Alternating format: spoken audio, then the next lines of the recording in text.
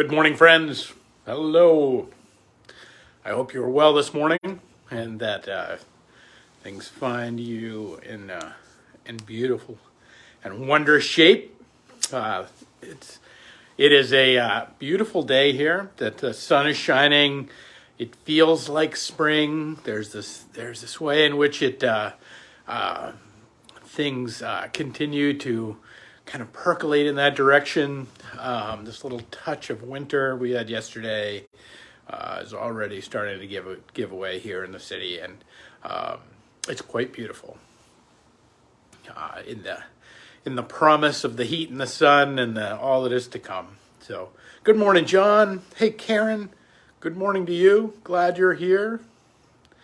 Donna, glad you're here. Hope you're doing great. Hope you and Phyllis are finding some joy together and some healing there.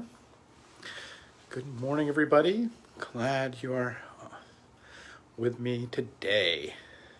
And not just me, with all of us. Like, it's joy. Like, we're all together. Like, it's great. It is grand. Good morning, everybody. Give it a couple more seconds here, and then we'll get going. Good morning.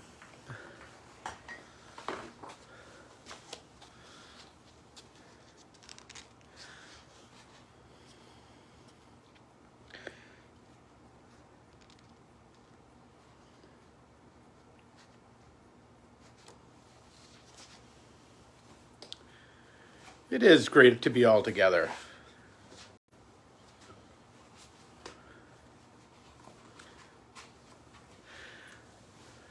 So, I want to start this morning with a story, and but what I want to talk about this morning is just this way in which our lives are always different than how they might have been. The great Henry James says it this way. He said, things are always different from what they might have been. Things are always different than what they might have been. Now this seems like no duh. Of course they're always different than what they might have been. But I want to suggest to us just how much of our lives we give over to this wondering of how things might have been. That when my wife and I went on our honeymoon, we went to Florence, and we had this beautiful time in Florence. We ate some great food, saw more beauty than you could shake a stick at, and we decided to take a one-day trip up to Siena. And Siena is an incredibly beautiful city, because one thing about Siena is that unlike many of the other kind of Italian city-states in Tuscany, it had never been conquered. It was never bombed during the war. It was poorer than the other city-states, so it was never really a prize to win over. And so one of the joys of Siena is that you can actually walk down the street in Siena, and it could be the 15th century. And unless you really work hard at seeing some detail that is part of modernity, you feel like you're transported in time. So we went to Siena. We stayed actually at a monastery there, at a hostel. And downstairs, directly downstairs from where we stayed, was the skull of Catherine of Siena, and that is just amazing, I loved St. Catherine. Like, if you ever want to read her stuff, her knowings, really an amazing book of the spiritual life, particularly from such a young girl. I think she was 37 when she died, and she wrote it, earlier in her life. Just brilliant and beautiful stuff. So got to have all these, classic experiences while we're traveling and all this sort of stuff. So we get in that evening, and we go out and about on the town, and we're having this great time, and the the town is really alive. Like there's still a lot going on. And I'm like, well, it's Italy in summertime. Like why wouldn't that be cool? And so why wouldn't everybody be up? We go back to the hotel. We sleep it. We decide we're going to sleep in for the morning. We do. We come out and and there on the television, right at the desk check-in as we're headed out for breakfast, is this horse race. Now, every 4 years in Siena, they run what is called the Palio. And the Palio is this horse race, but it's run in the actual plaza in the center of the city. And that every horse jockey has a team. Every horse comes from different parts of the city. It's this incredible rivalry, and it's amazing, and it's beautiful, and there's pageants. And we come out of the street, and after seeing kind of this little horse race going on at the thing, and the clerk at the desk kind of being transfixed with what was going on there, and we come out of the street, and sure enough, there is this incredible parade of human beings. That there are flags, and there are different groups of people yelling at each other in different moments, in different costumes. It's just amazing. Like, what's going on? What's going on? And so, we realized really quickly that we just found ourselves right in the middle of the Palio, that they were in the middle of running it.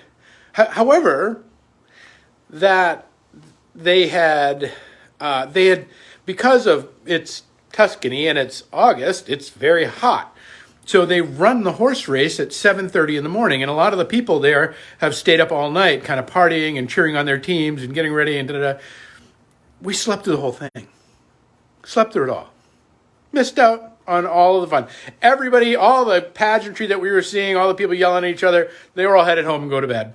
And it wasn't a half hour later, the place is largely deserted and we're the only people sitting in the cafe having breakfast. There was this way in which we missed everything nearly of what it was to actually attend the Palio. And I had heard of this before. I had never able to put two and two together. What are the chances? The one day that you're there every 4 years, this would be the time in which, and I'd always kind of wanted to go. And sure enough, that was the time. Our lives sometimes can feel like we are filled with these moments where things are always different than they might have been. They might have been when we checked in that night before. The desk clerk could have said, "Oh, are you here for the Palio?" And we would have been on a whole different journey over the next 24 hours. That we would have, and I think there's something so real about this. It's not just that we missed out on this big event that we happen to be in the midst of, but we do this to ourselves all the time. That the things of our life, we feel like we're either FOMO, we have this fear of missing out, or we have this way in which we feel like things had they might have been differently, our lives would have been better. Had our spouse not been a drinker, we might have had a different experience.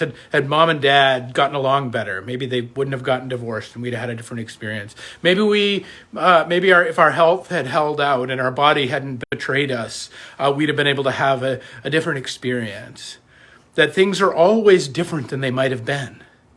That what Henry James is telling us, this great and beautiful author. James, by the way, the father of William James, the founder of psychology in many ways in America, but also had this deep. If you've ever read any Henry James, it's incredibly beautiful, incredibly deep and rich texture to his writing, in which he could describe scenes. I really commend you some Henry James if ever you want to read some.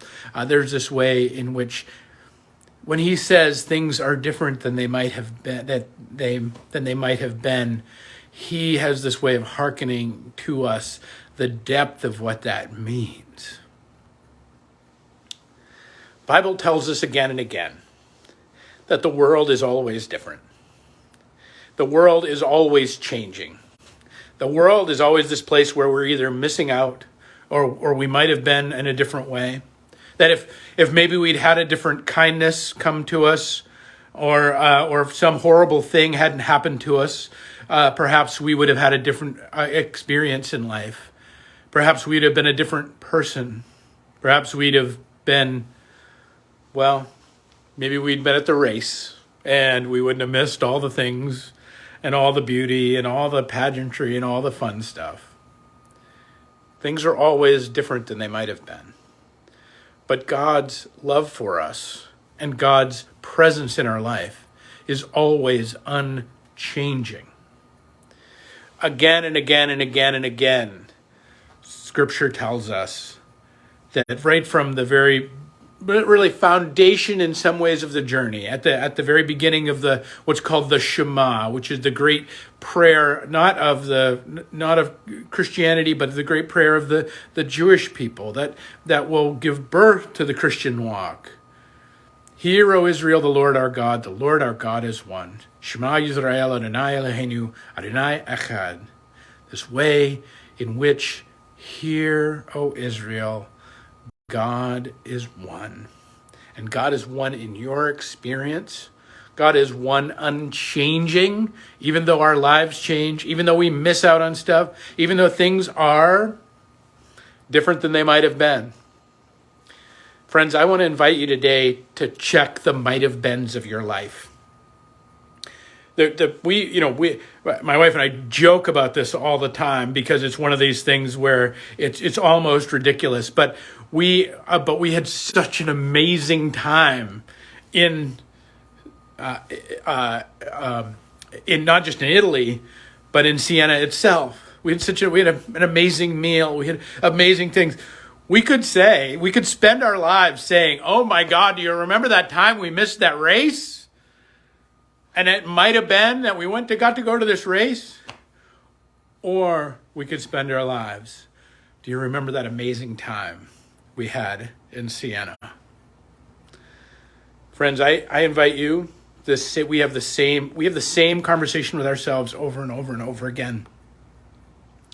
We can say, remember that time that everything in our life went sideways. Remember that times when maybe we were horribly wounded and hurt, but we, through grit and perseverance and through the sustenance of God, we got through it. And that we became someone, that our heart became, wasn't savaged or brutalized by what we've gone through, we were able to continue and to maintain and to build something of our life, even though maybe we got all gnarled up at some point. Perhaps that we can look at all the things that didn't happen in our days. Maybe we think of our lives as this barren landscape, and yet in the moments we can say, or we can point to the points of beauty and the points of light that do exist, perhaps on a dark landscape, and say, how beautiful are they? How beautiful are they? For the contrast between the light and dark that we've lived in our lives.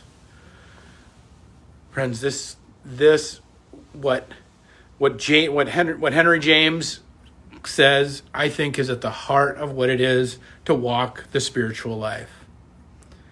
This invitation to remember that things are always different than they might have been, and that our might have beens are not the place that the God of grace and the God of love and the God of peace has placed us. But our might have beens are actually the distractions. They are the joy stealers of our days.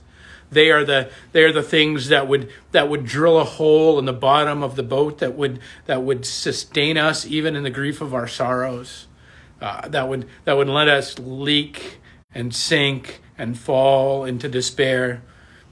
Don't let the might have beens of your life, but declare, hear, O Israel, here you are.